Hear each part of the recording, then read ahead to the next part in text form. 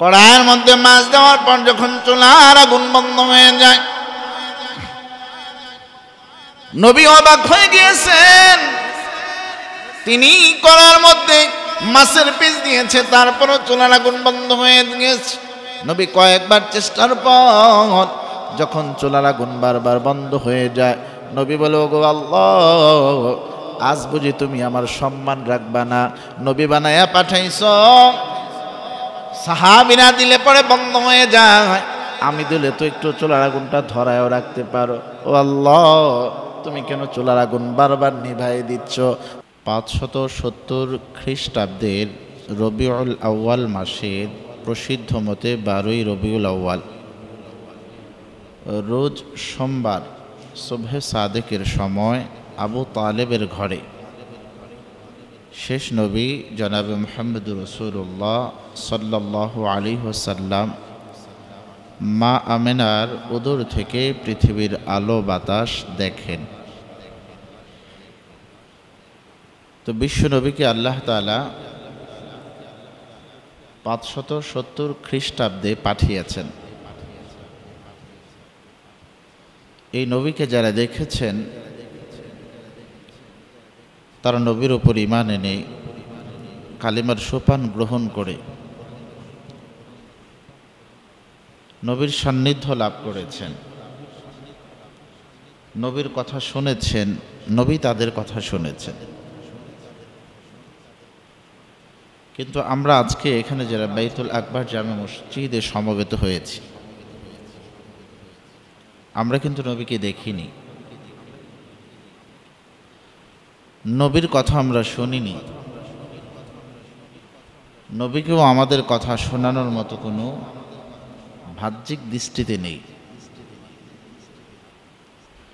তো এখানে দুইটি কথা, একটি কথা হলো নবী পেয়ে আমরা খুশি হয়েছি কিনা, 2 নম্বর কথা হলো নবীর কথা আমি শুনতে চাই কিনা এবং আমার কথাও নবীকে শোনাতে চাই কিনা। এই কথাগুলো আগে সিদ্ধান্ত গ্রহণ করে এরপর আমরা সামনে আগাবো। প্রথমেই আসুন প্রশ্ন করি, আপনারা উত্তর দেন। রেডি আছেন তো? আচ্ছা।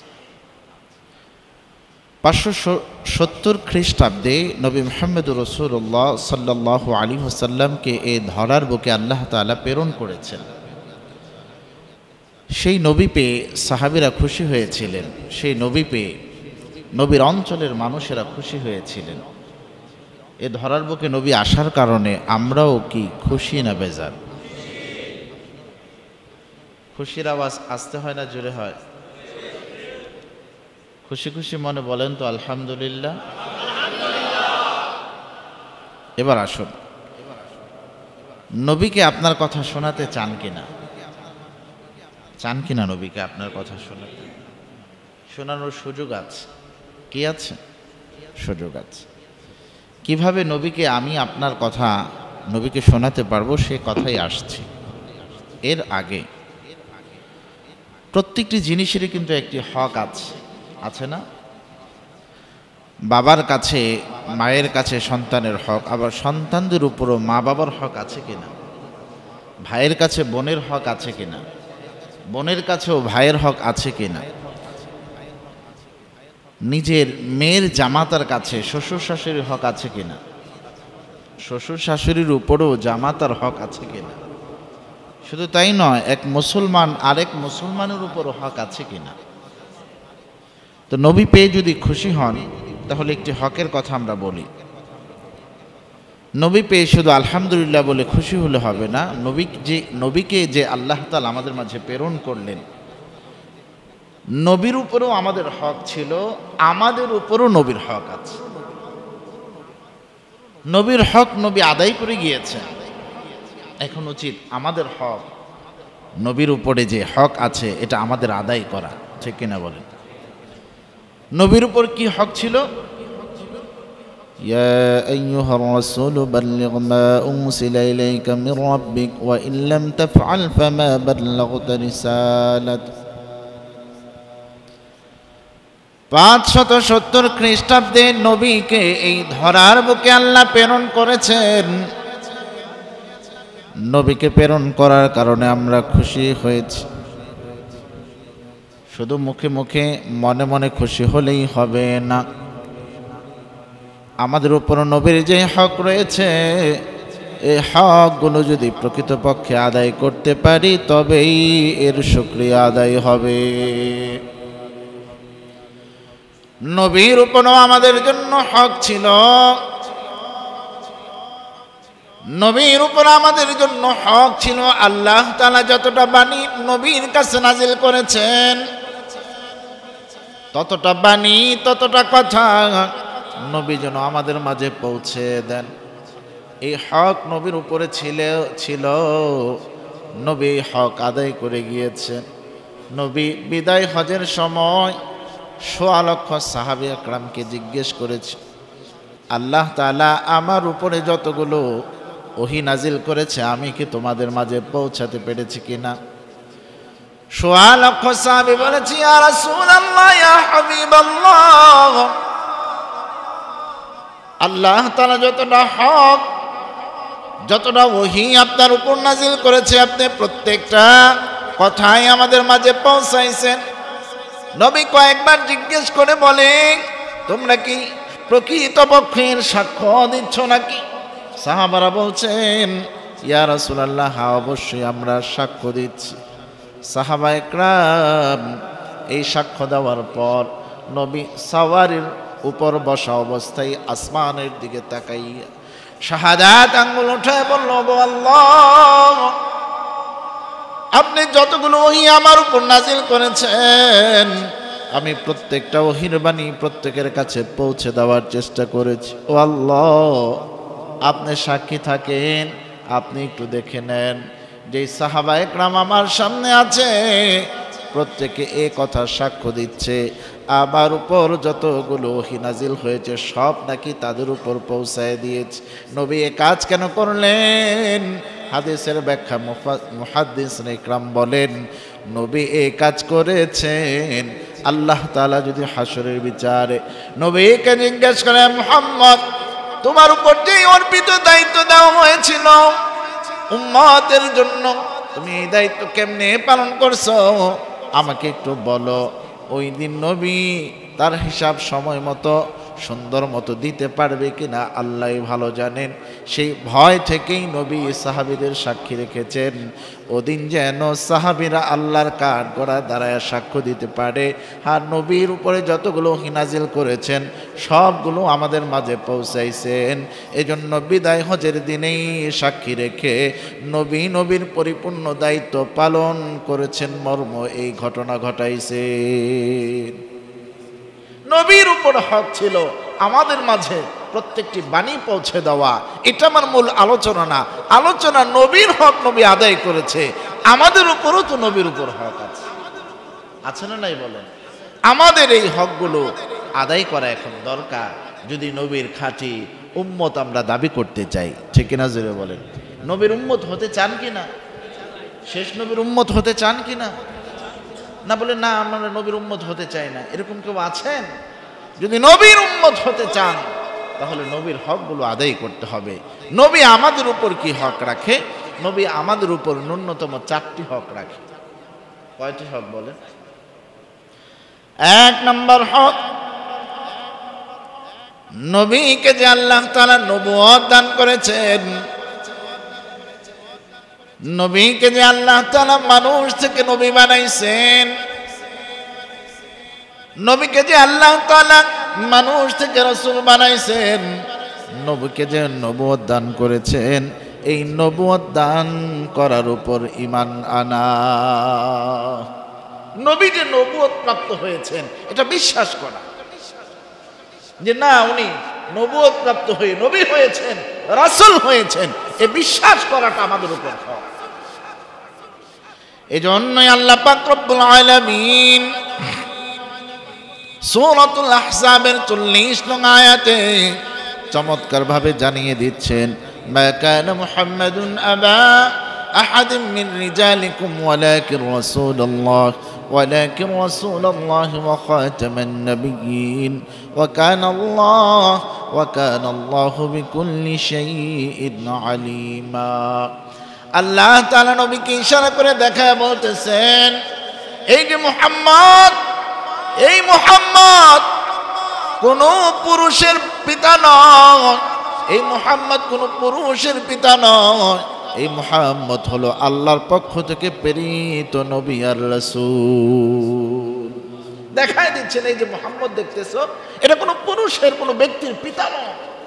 তোমরা ভাবতে পারো এটা কারো পিতা, কারো স্বামী, কারো সন্তান, এখানেই সীমাবদ্ধ নয়। সে পিতার ঊর্ধ্বে উঠে, কারো সন্তানের ঊর্ধ্বে উঠে, কারো স্বামীর ঊর্ধ্বে উঠে। সে একজন আল্লাহ প্রাপ্ত নবী এবং রাসূল। এই জন্য আমাদের নবী যে নবুয়ত প্রাপ্ত হয়েছেন, আমাদের নবী যে কিতাব প্রাপ্ত হয়েছে, এ ব্যাপারে কোনো সন্দেহের অবকাশ রাখা যাবে না। যদি অবকাশ রাখেন, একদিকে ঈমান থাকবে না, অন্যদিকে নবীর এক নাম্বার হক আদায় হবে না। এই জন্য আজকে যারা রবিউল আউয়াল মাসে আলোচনা শ্রবণ করতে আসছেন, নবীর এক নাম্বার হক হলো নবীকে যে আল্লাহ নবুয়ত দান করেছেন এটা বিশ্বাস করা। আমরা বিশ্বাস করেছি তো ইনশাআল্লাহ। আমাদের উপর নবীর দুই নাম্বার হক, দুই নাম্বার হক হলো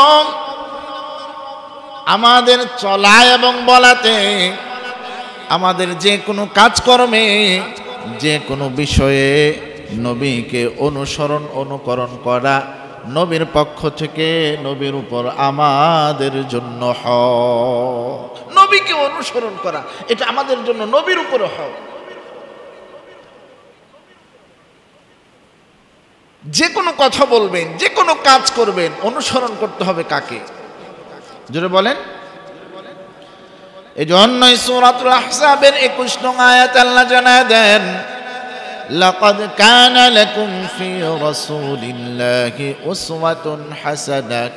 আল্লাহ তাআলা নবীকে দেখায় বলে, এই যে দেখতেছো মুহাম্মদ, আমার পক্ষ থেকে নবী দেখতেছ, এই নবীর মধ্যেই রয়েছে তোমাদের জন্য উত্তম আদর্শ। এ মুসলমান, নবীকে আদর্শ মানতে হবে, নবীকে মডেল মানতে হবে। নবীকে মডেল মেনে নবীর সুরত এবং সিরত আমাকে আপনাকে ধারণ করতে হবে। নবীকে আমরা আদর্শ মানি কি মানি না? জোরে বলেন। নবী আমাদের জন্য আদর্শ, এটা মানি কি না? মানলে কাজ কয়টা? দুইটা কাজ। একটা হলো নবীর সুরত ধারণ করতে হবে, আরেকটা হলো নবীর সিরত ধারণ করতে হবে। বলে হুজুর সুরত কি আর সিরত কি? সুরত হলো নবীর মতো সাজতে হবে, সিরত হলো নবী তার জীবনে যা কাজ করেছে, আমাদেরকে যা করতে বলেছেন তাই করতে হবে, তাই বলতে হবে। ঠিক কিনা জোরে বলেন। যদি আপনার মধ্যে সিরত আছে, সুরত নাই, তাহলে আপনার মধ্যে পরিপূর্ণ নবীর অনুসরণ নাই। মাগরিব নামাজ যারা পড়ছেন, নবীর সিরত আপনার মধ্যে আছে, কারণ নবীও মাগরিবের নামাজ পড়ছে, এই জন্য আপনিও পড়ছেন। কিন্তু মাগরিব নামাজ পড়া অবস্থা যার দাড়ি নাই, সে নবীর সিরত ঠিকই মানছে, সুরত মানে নাই। ঠিক কিনা জোরে বল। কারণ নবী সাজতে গিয়ে নবী দাড়ি রাখছে কি রাখে নাই? জোরে বলেন।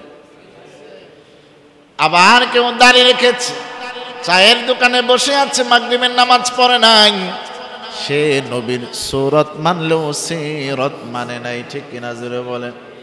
এই জন্য একটা মানবেন আর একটা মানবেন না, তাহলে আপনি নবীর খাঁটি অনুসরণ অনুকরণ করলেন না। অথচ আল্লাহ তাআলা আমাদেরকে বানায়া দেখায় দিয়েছে। পিতা যেমন সন্তান বড় হওয়ার পর চিনায় দেয়, এরে বাবা এটা হলো বাজার, এটা হলো শপিং মল, এটা হলো মসজিদ, এটা হলো তোর মামার বাড়িতে যাওয়ার রাস্তা, আর এটা হলো তোর দাদার বাড়িতে যাওয়ার রাস্তা। দেখায় দেয় কি দেয় না? এর সন্তান কাজে বের হয়ে যাচ্ছি, ওটা হলো পুকুর, ওটার মধ্যে গোসল করবা। একটা সন্তানকে বাবা যা শিক্ষা দেয়, মা যা শিক্ষা দেয় তাই শিখে। ঠিক কিনা জোরে বল। বাবা মা বানান নাই, মা উদরে ধারণ করেছে, বাবা খাদ্য জোগাড় করতেছে, বাসস্থান জোগাড় করতেছে। এই জন্য সন্তান যদি ওই মা বাবার কথা মানতে পারে, যেই আল্লাহ আমাকে আপনাকে বানাইছে ওই আল্লাহর কথা মানা দরকার আছে না নাই? আল্লাহ আমাদেরকে সৃষ্টি করে দেখাই দিতেছে, এই এই দেখো ওই যে নবীর মধ্যে তোমার দুধের জন্য আদর্শ রয়ে গেছে। আল্লাহ দেখাইতেছে, এই জন্য আল্লাহর কথা মানা দরকার আছে না? এই জন্য যদি আল্লাহর কথা মানতে চান, নবীর দুইটা অনুকরণ করতে হবে মৌলিকভাবে। একটা হলো সুরত ধরতে হবে, আর একটা হলো সিরত ধরতে হবে। এই জন্য সুরত নবীর মতো সাজতে হবে, যেমন খুশি তেমন সাজের কোনো কি নাই, সুযোগ নাই। কিন্তু ইদানিং এত দুঃখ লাগে, ইদানিং কেমন জানি পুরুষেরা মেয়ে সাজতে খুব ভালোবাসে, ঠিক না জুড়ে বলে, আবার মেয়েরা পুরুষ সাজতে খুব ভালো লাগে। আল্লাহ হেদায়েত দান করুন, জুড়ে পড়েন আমিন। হাদিসে কি বলা হয়েছে, কোন পুরুষ যদি কোনো নারীর সাজ ধরে, কোন নারী যদি পুরুষের সাজ ধরে, এটা হারাম, এটা হারাম, সারাসার হারাম। পুরুষকে স্বর্ণ পড়তে নিষেধ করেছে কেন? কারণ স্বর্ণ এটা মহিলার সাজ। পুরুষকে মেহেদি দিতে কেন নিষেধ করেছে? কারণ এই মেহেদি দেওয়া এটা নারীদের সাজের অন্তর্ভুক্ত। মেহেদি দিতে নিষেধ, পুরুষের স্বর্ণ পড়তে নিষেধ। সেখানে যদি সেই পুরুষ নারীদের মেকআপ লাগায় লাগায় ঘুরে, তার বলার কোনো অপেক্ষা রাখে না, ঠিক কিনা জুড়ে বলেন? আবার নারীদের মেকআপ করলে সে আবার সুদর্শন পুরুষ হিসাবে পুরস্কারও পায়। নাউজুবিল্লাহ পড়েন না কেন? একজন পাইছে না সুদর্শন পুরুষ, হাহারে। আমাকে একজন দেখাইলো যে হুজুর এই অবস্থা। আর আমাদের দেখানোর পিছনে কারণও আছে, কারণ আমরা যেহেতু বিভিন্ন জায়গায় আলোচনা করি, মানুষকে সতর্কবাণী পৌঁছে যেন দিতে পারি, এজন্যই আমাদেরকে দেখায়, আপনাদের দেখায় না, ঠিক না জোরে বলেন? আজকেও তো পার্শ্ববর্তী এক জায়গায় আলোচনা আছে না নাই? এই যে শ্যামবাজারে, আপনাদের এখান থেকে আলোচনা করেই ওখানে যেতে হবে। আর আরো এক আলোচনা সেরে আসছে এখানে, আলহামদুলিল্লাহ পড়েন। এই জন্য বলছিলাম নবীর মৌলিকভাবে দুইটা জিনিস অনুসরণ করতে হবে, একটা সুরত নবীর মতো হতে হবে, সিরত নবীর মতো হতে হবে। এই জন্য নবীর দাড়ি ছিল, দাড়ি রাখতে হবে। বাবা যাদের দাড়ি নাই রাগ করেন না, করেন না রাগ। আলেমদের কথাটা একটু মূল্যায়ন করেন। মনে রাখতে হবে সরাসরি কবরের কোনো সুন্নত নিয়ে যাওয়া যাবে না, সুন্নতের সওয়াব যাবে। আর একটা মাত্র সুন্নত আছে, এটার সুন্নতের সওয়াবও যাবে, সরাসরি সুন্নত কবরে আপনার সাথে যাবে, আর সেটা হলো দাড়ি, ঠিক কিনা বলেন? দস্তরখানা বিছিয়ে খাবার খেয়েছেন, এটার সওয়াব আপনার কবরে যাবে।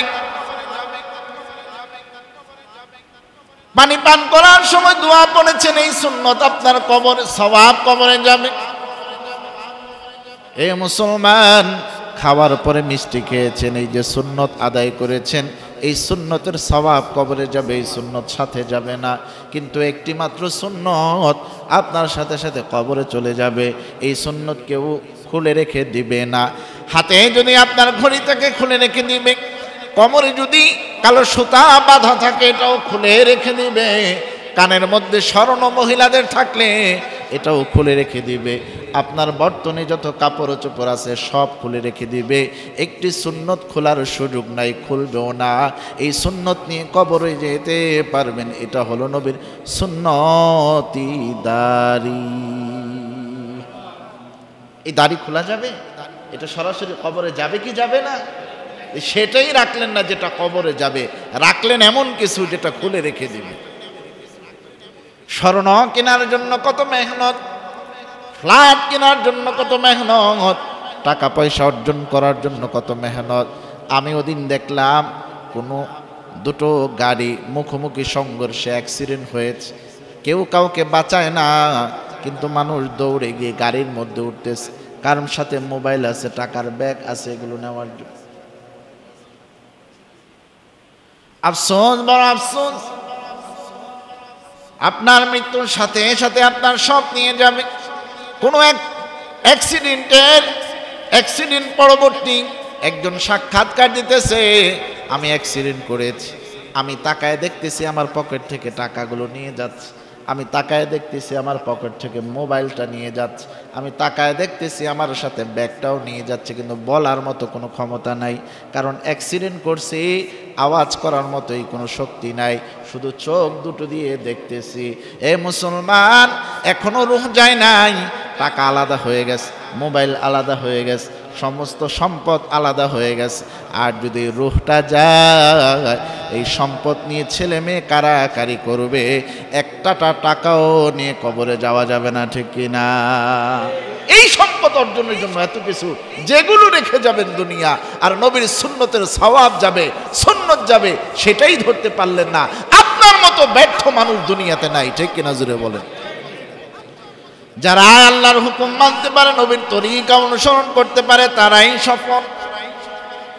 দুনিয়া কামাইয়ের মধ্যে সফলতা নাই। এই জন্য নবীর সুরত ধরতে হবে, সিরত ধরতে হবে। রেখে দিলাম 2 নাম্বার হক। 3 নাম্বার হক হলো নবীর জন্য আপনার অন্তরে ভালোবাসার একটা জায়গা রাখা লাগবে, আর এই ভালোবাসার জায়গাটা হবে পৃথিবীর সমস্ত কিছুর ঊর্ধ্বে, ঠিক না? জুড়ে বল, ভালোবাসার একটা জায়গা রাখতে হবে, একটা স্থান রাখতে হবে। তবে এই ভালোবাসাটা স্ত্রীকে যে ভালোবাসেন এমন ভালোবাসা না, এই ভালোবাসা মাকে যে ভালোবাসেন এমন ভালোবাসা না, এই ভালোবাসা সন্তানকে যে ভালোবাসেন সেই ভালোবাসা না, সমস্ত কিছুর ঊর্ধ্বে রাখা লাগবে নবীর জন্য ভালোবাসা, ঠিক কিনা জুড়ে বলে?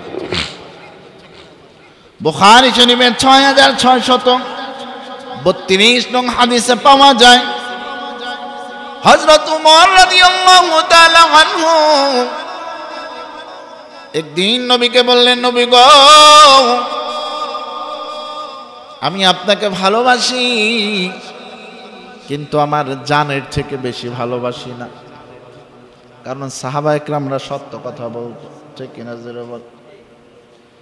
ওমর বলতেছেন, ও নবী, সত্যি সত্যি আমি আপনাকে ভালোবাসি, কিন্তু আমার জানের থেকে বেশি ভালোবাসি না। নবী বলতেছেন, রে উমর, যদি এমনই হয় তুমি উমরও এখন সাচ্চা ইমানদার হতে পারো নাই। যদি সাচ্চা ইমানদার আল্লাহর দরবারে স্বীকৃতি পেতে হয়, তাহলে তুমি উমর তোমার জানের থেকেও বেশি আমি নবীকে ভালোবাসতে হবে। উমর থমকে গেলেন, চোখ দুটো টলটল করতেছে, সিদ্ধান্ত নিতে 1 সেকেন্ডও দেরি করলেন না। তার অন্তর যে সায় দিয়েছে, এই সিদ্ধান্ত পরবর্তী নবীকে জানায় দিলেন তাৎক্ষণিকভাবে। হযরত উমর বলেন, ওগো আল্লাহর রাসূল, আমি এই এখন থেকে আপনি নবীকে আমার জানের থেকেও বেশি ভালোবাসি। আগে আমার হালত এমন ছিল না, এখন যে আপনি বললেন আমার জানের থেকেও বেশি আপনাকে ভালোবাসতে হবে, এ কথা শোনার পর এখন আমি সিদ্ধান্ত নিলাম, এখন থেকে আমার জান থেকেও বেশি ভালোবাসি আমি উমর আপনি নবীকে। কে নবীকে তার জান থেকেও বেশি মুহাব্বত করে, কিভাবে বোঝা যাবে? বাংলার জমিনে দেখবেন অনেক নাস্তিক মুরতাদ ইসলামের শত্রুরা নবীর ইজ্জতের বিরুদ্ধে কথা বলে, নবীকে কালিমা লেপন করতে চায়। বাংলার জমিনে নবীর বিরুদ্ধে যদি কেউ কথা বলে, তার শায়েস্তার জন্য মাথায় কাপড়ের কাপড় পেঁচাইয়া যেই যুবক রাজপথে নামতে পারবে তার শাস্তির জন্য জীবনের মায়া করবে না। এ মুসলমান, বুঝতে হবে সেই ব্যক্তি নবীকে তার জানের থেকেও বেশি ভালোবাসে, ঠিক কিনা? তোমার দে মুসলমান, তোমার দে মুসলমান, তোমার দে মুসলমান, তোমার দে মুসলমান, এক হাত মে তলোয়ার, এক হাত মে কুরআন, এক হাত মে তলোয়ার, এক হাত মে কুরআন, ঠিক কিনা? নবীকে আমার জানের থেকেও বেশি ভালোবাসি, অথচ নবীর ইজ্জতের বিরুদ্ধে কথা বলতেছে, টু শব্দও নাই, ঠিক কিনা জোরে বলেন? আবার যদি উলামায়ে হক্কানি উলামায়ে রব্বানি ডাক দেয়, ইমাম সাহেব বলছে সবাইকে নিয়ে জুমার পরে যাব, ইমাম সাহেব ঠিকই বের হয়েছে, পিছনে তাকায় দেখে 3 জন আর 6 জন আর 9 জন, বাকিরা সবাই গিয়ে বাসায় খাওয়া দাওয়া করতেছে, ঠিক কিনা জুড়ে বলেন? এটা আপনি নবীর খাঁটি আশেক হতে পারে নাই। আমি বেঁচে থাকবো আর নবীর ইজ্জত নিয়ে ছিনিমিনি খেলবে, হতেই পারে না। রক্ত জমিনে ঢেলে দিব, আমার নবীর বিরুদ্ধে বলবে তাদের শায়েস্তাই বাংলার জমিনে হতেই হবে, ঠিক কিনা জুড়ে বলে। যেন সাবধান, নবীর বিরুদ্ধে কথা বলবা, কোরআনের বিরুদ্ধে কথা বলবা, তাওহীদি জনতা মরে যায় নাই। মনে রাখতে হবে ব্যক্তির মৃত্যু হতে পারে, আদর্শের মৃত্যু কখনোই হয় না, ঠিক কিনা জুড়ে বলেন। সাহাবীরা দুনিয়া থেকে বিদায় নিয়েছে, তবে তাবেঈনরা বিদায় নিয়েছে। এই বাংলাদেশ থেকে উলামায়ে হক্কানি উলামায়ে রব্বানি হয়তো মৃত্যুবরণ করেছে। আল্লামা শাহ আহমদ শফী চলে গিয়েছে, মুফতি আমিনী চলে গিয়েছে, বাইতুল মুকাররমের খতিব উবাইদুল হক চলে গিয়েছে, কিন্তু তাদের আদর্শ চলে যায় নাই, তাদের রুহানি সন্তানেরা চলে যায় নাই। নবীর পক্ষে তারা যেভাবে স্লোগান তুলে রাজপথে নেমেছে, এই বাংলার তাওহীদি জনতা এখনো রেডি আছে, নবীর জন্য জীবন দিবে, নবীর ইজ্জতে আঘাত আনতে দিবে, ঠিক না জোরে বলে। আল্লাহ বুঝার তৌফিক দান করেন, জোরে পড়েন আমিন। এই জন্য নবীকে ভালোবাসতে হবে সবার থেকে ঊর্ধ্বে উঠে, ঠিক কিনা জোরে বলেন। এখানে কারো ভালোবাসা প্রাধান্য পেতে পারবে না, এই কথাই বলা হচ্ছে। এটা নবীর হক, আমাদের উপর নবীর হক। এটা কয় নাম্বার হক বলেন? লম্বা হয়ে যাচ্ছে, বিরক্ত হচ্ছেন? রবিউল আউয়াল মাসে এই কথাগুলো বলা দরকার আছে না নাই? এই জন্য 4 নাম্বার হক তাকায় দেখে। নবীর উপরে আমাদের জন্য 4 নাম্বার হক হলো নবীর উপর দুরূদ পাঠ করা। কি পাঠ করা? আল্লাহর জন্য হবে জিকির, আর নবীর জন্য হবে কি? আল্লাহর জন্য জিকির অনেকেই করি, কিন্তু নবীর উপর দুরূদ পাঠ করতে কার্পণ্য করি, ঠিক না জোরে বলে। অনেকে আবার নবীর উপর দুরূদ পাঠ করলে বলে যে সময় নাকি বেশি হয়ে যায়, আছে না? নাই জোরে বলে। নবীর উপর দুরূদ পাঠ না করে আলোচনা শুরু করা যায়? বলেন।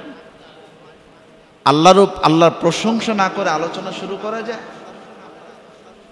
এই জন্য বয়ান শুরু করতে হলে প্রথমে যে স্রষ্টা আমাকে কণ্ঠ দিয়েছে তার প্রশংসা করতে হবে।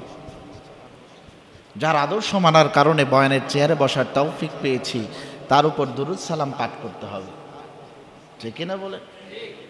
এরপর আলোচনা করলে পরে যে করবে তারও ফায়দা হবে, যারা শুনবে তারও ফায়দা হবে।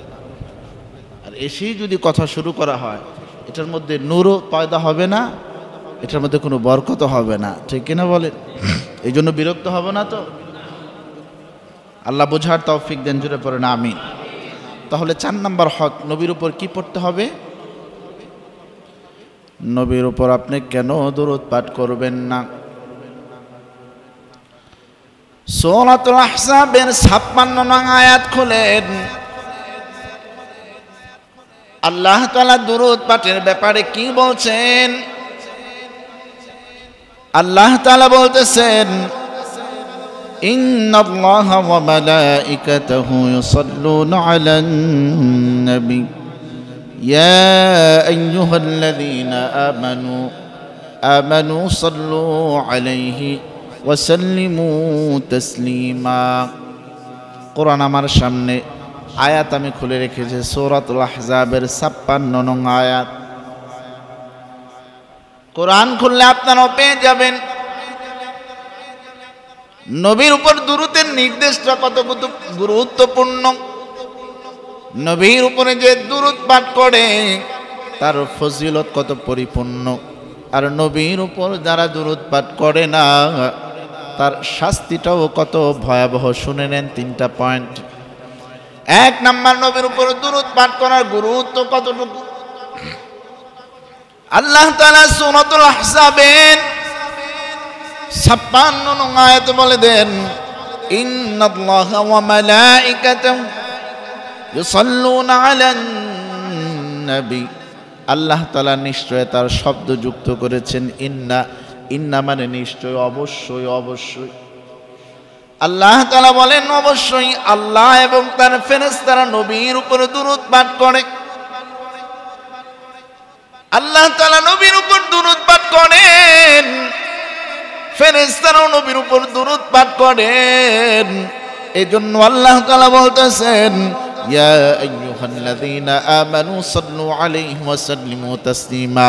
আল্লাহকে অনুসরণ করে, ফেরেশতাদেরকে অনুসরণ করে, হে ঈমানদারগণ তোমরাও নবীর উপরে দুরূদ পাঠ করো। আল্লাহ দুরূদ পাঠ করেন, ফেরেশতা দুরূদ পাঠ করেন, অতএব তাদের অনুসরণ করে তোমরাও দুরূদ পাঠ করো নবীর উপরে। সুবহানাল্লাহ জোরে পড়েন। নবী বানাইছেন আল্লাহ, আমাদেরকেও বানাইছেন আল্লাহ। সেই আল্লাহ আমাদেরকে ইশারা করে বলেন এই মুহাম্মাদের উপরে দুরূদ পাঠ করো। সেই আল্লাহর হুকুমটা মানা দরকার আছে না নাই? আল্লাহ যদি কোনো অর্ডার করে এটার গুরুত্ব কম না বেশি? বাবা মা অর্ডার করেছে আর একটা বন্ধু অর্ডার করেছে, কার গুরুত্ব বেশি? বাবা মার গুরুত্ব বেশি। বাবা মার গুরুত্ব দেন কেন? কারণ সে আপনার বাবা, সে আপনার মা। কিন্তু বাবা মার চেয়েও আপন হলো আল্লাহ। মৃত্যুর পর কোনো সন্তানের কবরে বাবা যাবে না, মৃত্যুর পর কোনো সন্তানের কবরে মা যাবে না। মৃত্যুর পর কবরে থাকবে আল্লাহর রহমত, মৃত্যুর পর আবার আল্লাহর কাছে গিয়ে দাঁড়াইতে হবে। আমরা ছিলাম নিষ্প্রাণ, আমাদের কোনো অস্তিত্ব ছিল না, আল্লাহ বানাইছেন। এই জন্য মা বাবার হুকুমের চেয়েও বেশি গুরুত্ব দিতে হবে আল্লাহর হুকুমের। এই জন্য আল্লাহ অর্ডার করতেছেন নবীর উপর দুরূদ পাঠ করার জন্য। কারণ আল্লাহও দুরূদ পাঠ করেন, ফেরেশতারাও দুরূদ পাঠ করেন। যদিও ব্যাখ্যায় বলা হয়েছে আল্লাহ দুরূদ পাঠ করেন, এর দ্বারা উদ্দেশ্য হলো আল্লাহ তাআলা নবীর উপর রহমত বর্ষণ করেন। ফেরেশতারা দুরূদ পাঠ করেন, এর দ্বারা উদ্দেশ্য হলো ফেরেশতারা নবীর উপর রহমত নাজিলের জন্য আল্লাহর কাছে দোয়া করেন। এ মুসলমান, এরপরে আমাদেরকে নির্দেশ দিতেছেন যেন আমরা নবীর উপর দুরূদ পাঠ করি এবং নবীর জন্য সালাম পাঠাই। এ মুসলমান, শুরুতে আমি বলেছিলাম নবীর সাথে কি আপনারা কথা বলতে চান কিনা? নবীকে আপনার কথা শোনাইতে চান কিনা? কথা শোনানোর টেলিফোন নাম্বারটা, মোবাইল নাম্বারটা আমি বলে দেই। এ মুসলমান, নবীর সাথে যদি কেউ কথা বলতে চায়, নবীকে যদি কেউ কথা শোনাইতে চায়, এর অন্যতম মাধ্যম হলো কেউ যেন নবীর উপর দুরূদ পাঠ করে।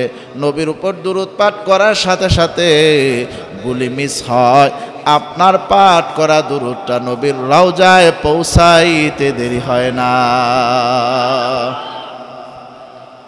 সহিহ ইবনে হিব্বানের 914 নং হাদিসে বলা হয়েছে, রাসূল বলেছেন আল্লাহ তাআলার পক্ষ থেকে একদল ফেরেশতা শুধু নিয়োজিত আছে, তারা পুরো পৃথিবীর মধ্যে ঘোরাঘুরি করে। কারা নবীর উপর দুরূদ পাঠ করে? যারা নবীর উপর দুরূদ পাঠ করে তাদের এই দুরূদটা সাদা রুমাল দিয়ে পেঁচাইয়া সংরক্ষণ করে নবীর রওজা মুবারকে নিয়ে যায়। নবীর রওজা মুবারকে নিয়ে নাম সহ বলে দেয়, অমুকের ছেলে অমুক, হ্যাঁ নবী আপনার উপর দুরূদ পাঠ করছেন।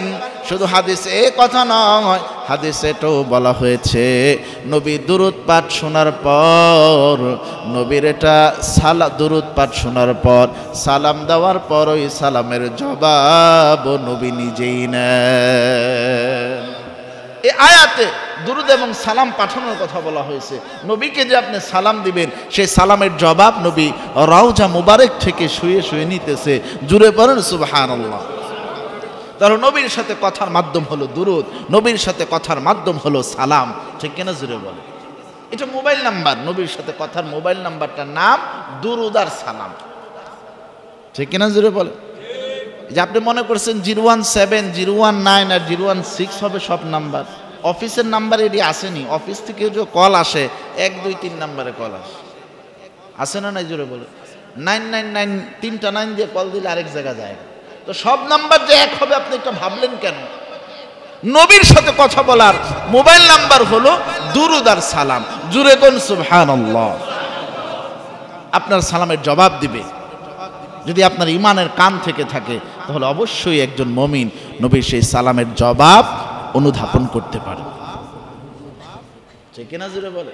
কে বলছে নবীর সাথে কথা বলা যায়? নবীও আপনার কথা শুনে, আপনিও নবীর কথা শুনতে পারবেন। রাজি আছি দুরূদ পাঠ শোনানোর জন্য? যদি শোনাই কি হবে? হাদিসে আসছে, মুসলিম শরীফের হাদিসের মধ্যে আসছে, মান সাল্লা আলাইয়া ওয়াহিদান সাল্লাল্লাহু আলাইহি আশরান। যদি কোনো ব্যক্তি নবীর উপর একবার দুরূদ পাঠ করে, আল্লাহ তাআলা তার উপর 10টি রহমত নাজিল করে দেন। পাঠাইবেন এক, আসবে কত? জোরে বলেন। একটা পাঠাবেন আর আসবে 10 গুণ সওয়াব আল্লাহ তাআলা বৃদ্ধি করে দিবেন। জোরে জোরে পড়ি সুবহানাল্লাহ। নবীর উপর দরুদ পাঠ করলে আরো কি হবে শুনে নেন। ছোট্ট একটি ওয়াকিয়া দিলে অনেকের সহজে বুঝে আসবে। সাহাবা একরাম নবীকে বড্ড ভালোবাসতেন। হযরত আবু বকরও ভালোবাসতেন, হযরত উমরও ভালোবাসতেন। আমরা যেমন আমাদের সন্তানেরা যদি হোস্টেলে থেকে লেখাপড়া করে, মা বলে আয়েশার আব্বু আজকে আপনি বোয়াল মাছটা আনবেন না, কারণ বোয়াল মাছটা আনার পর আমি আর আপনি খাবো। সন্তান তো আছে হোস্টেলে থেকে পড়ালেখা করে, এই বোয়াল মাছ মুখ দিয়ে যাবে না গো স্বামী। যখন সন্তান ছুটি দিয়ে আসবে তখন আপনি ভালো খাবারের ব্যবস্থা করে। মা বাবা বলে কি বলে না? সাহাবা একরামদের অবস্থা এমন ছিল, একটা ভালো বাজার করবে নবীকে রেখে খাবে, এটা হতে পারে না।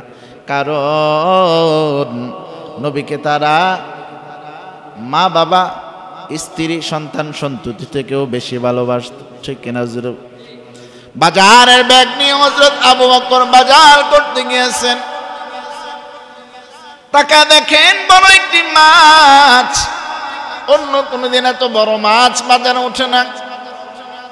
হযরত আবু বকর মাছটি ক্রয় করে বাসায় চলে আসলেন। আবু বকর মনস্থ করলেন রাদিয়াল্লাহু তাআলা আনহু, মনস্থ করলেন আজকে বাড়িতে বড় একটা মাছ এনেছি, নবীকে ছাড়া এটা খাওয়া যাবে না, নবীকে একটু দাওয়াত করি। আগের দিনে দেখা যাইতো নবীর ভালোবাসাটা গ্রাম দেশের মহিলারা আলেম ওলামার উপর দিয়ে দেখাতো, ঠিক কিনা জোরে বলে? মুরগি প্রথম ডিম পেরেছে আগে ইমাম সাহেব হুজুরকে দিত, পুকুরের প্রথম মাছ ইমাম সাহেব হুজুরকে দিত। মুসলমান গাছের প্রথম আমটা ইমাম সাহেব হুজুরকে দিত। যারা এই ভালোবাসা দেখাইতে পারছে আল্লাহর পক্ষ থেকে তারাও ভালোবাসা পাইছে। কারণ নবী তো হাদিসে বলে গেছে আমাকে পাবা না, আলেম পাইবা, আলেমের হাতে হাত লাগাইলে মুসাফা করলে কেমন জানি আমি নবীর সাথে তুমি মুসাফা করলা। আমাকে খাওয়ানোর জন্য পাবা না, আলেমের মুখে লোকমা তুলে দিলে কেমন জানি আমি নবীর মুখে লোকমা তুলে দিলা, ঠিক কিনা জোরে বলেন? এখন যুগ নাকি পরিবর্তন হয়েছে, আলেমের ভালোবাসা আর এখন নাই। সাবধান সাবধান, আপনি মুরগির প্রথম ডিমটা ইমাম সাহেবকে দিলেও ইমাম সাহেবের দিন যাবে, না দিলেও দিন যাবে, ঠিক কিনা জোরে বলেন? মাঝখান দিয়ে আপনি বঞ্চিত হইলেন, আলেম ওলামার ভালোবাসা আপনি করতে জানলেন না, কদর করতে জানলেন না, আপনার আখিরাতের কমি কমতা হইল ওই ইমাম আর আলেমের এক চুল পরিমাণও ক্ষতি হবে না, ঠিক কিনা? আলেমকে ভালোবাসতে হবে নিজের জন্য, কোরআনকে ভালোবাসতে হবে নিজের জন্য, নবীকে ভালোবাসতে হবে নিজের জন্য, আল্লাহর হুকুম মানতে হবে নিজের জন্য, ঠিক কিনা জোরে বলেন? ইসলাম যদি কেউ না মানে ইসলামের কোনো ক্ষতি হবে না, আল্লাহর হুকুম না মানলে আল্লাহর কোনো ক্ষতি হবে না, নবীর আদর্শ না মানলে নবীর কোনো ক্ষতি হবে না, যারা মানবে না তাদেরই ক্ষতি হবে, ঠিক কিনা? আবু বকর রাদিয়াল্লাহু তাআলা আনহু বড় মাছ বাসায় আনার পর তিনি তার স্ত্রীকে বলে দিলেন, বিবি আমার, নবীকে আজকে আমরা বাসায় দাওয়াত করব, ও বিবি একটু ভালো করে মশলা দিয়ে মাছটা ফ্রাই করো, ভুনা করো, নবী আসবে, নবীকে দাওয়াত পৌঁছায় দেওয়া হয়। এখন মাছ রান্নার পালা। হযরত আবু বকর রাদিয়াল্লাহু তাআলা আনহুর অন্তরে নবীর জন্য মায়া, তার বিবির কি মায়া হবে না? বিবির অন্তর মায়া। বিবি বড্ড খুশি হয়েছে আজকে নবীর শুভাগমন ঘটবে আমার বাড়িতে, এই জন্য বিবি মাছটা সুন্দর করে কেটে মাছের উপরে যে আষ্টেগুলো আছে এগুলো ছেড়ে দিয়ে মাছটা সুন্দর করে ধুয়ে এই মাছটা রান্না করার জন্য চুলার মধ্যে আগুন ধরাবে। ফ্রাই প্যান দিয়ে দিয়েছে চুলার উপরে, পাত্র দিয়ে দিয়েছে চুলার উপরে।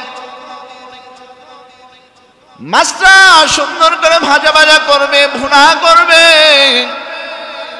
সমস্ত কিছু রেডি। চুলার আগুন ধরাতে হবে।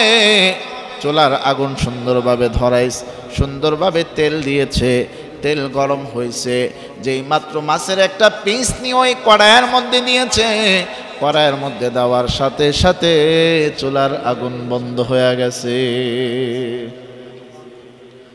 মনে করেছে কোথাও থেকে বাম দিক থেকে বাতাস এসে হয়তো চুলার আগুন বন্ধ হয়ে গেছে।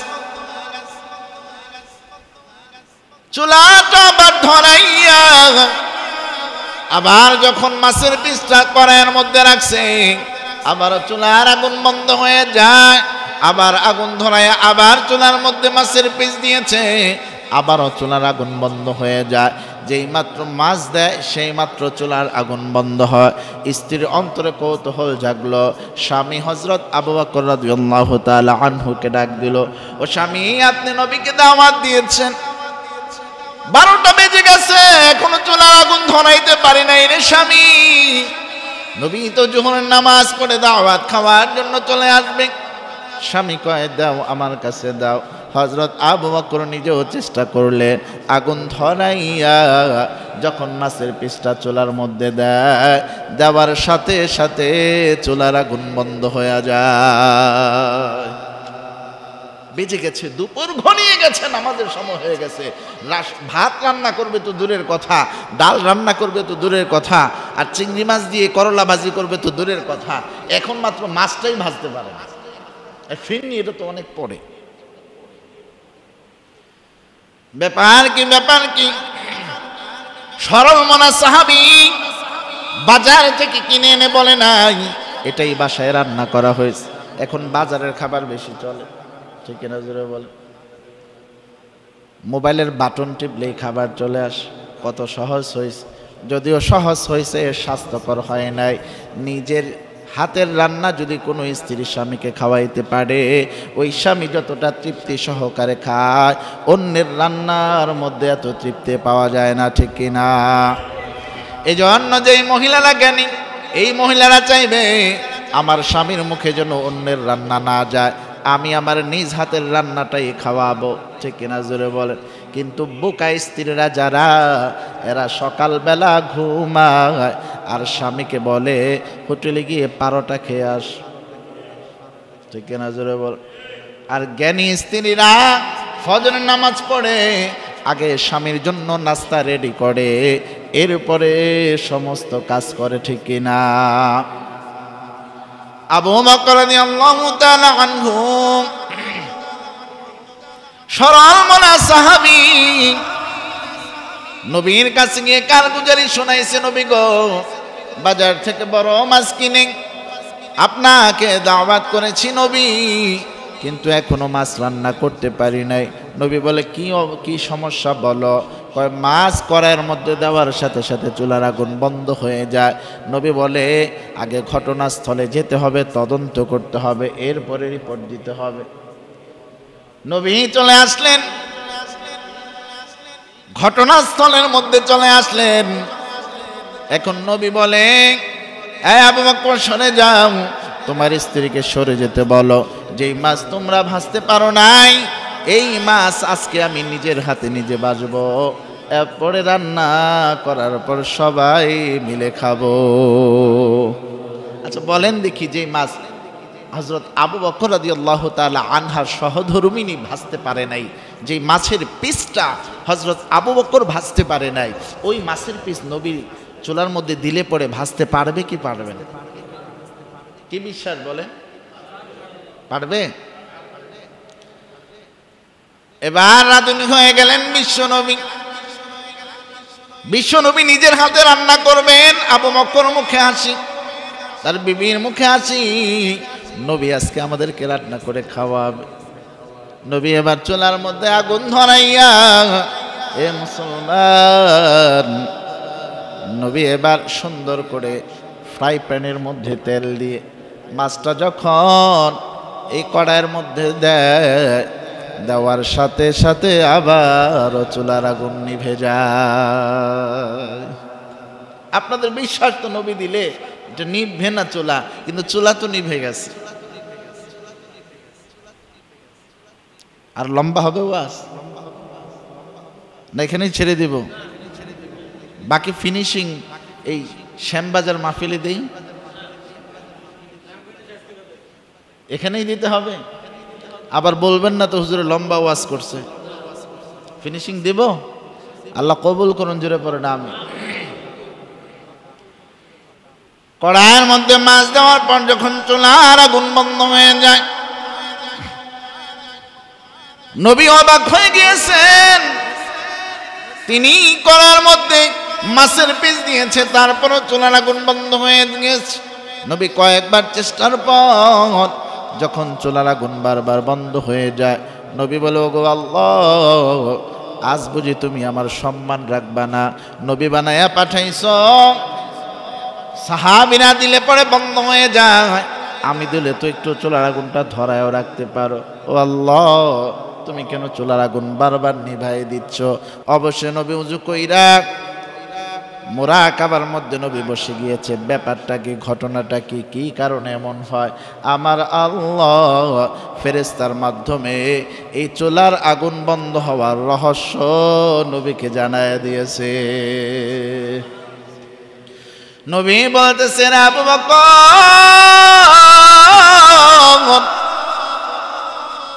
শুধু চুলার আগুন নয়, চুলার আগুন নয়, এই মাছকে জাহান্নামের আগুনেও জ্বালাইতে পারবে না। হাকিকত সে তো দুনিয়া বেখবর হয়, দুনিয়া কি নুমাইশ पर नजर है। नमी गोयन के आज दुनिया जुदा बाश, बहर कारे के बाशी बा खुदा बाश। चिस्ते दुनिया आज खुदा गाफिल बुदान, नए कमाशों नुकरह पर जिंदा जान। जुरे बोलेन अल्लाहु अकबर। नबी কি বলেন, এই মাছকে শুধু চুলার আগুন নয়, জাহান্নামের আগুনও জ্বালাইতে পারবে না। ঘটনাটাকে একটু বলেন। নবী এবার কারগুজারি শোনায়, এ আবু বকর,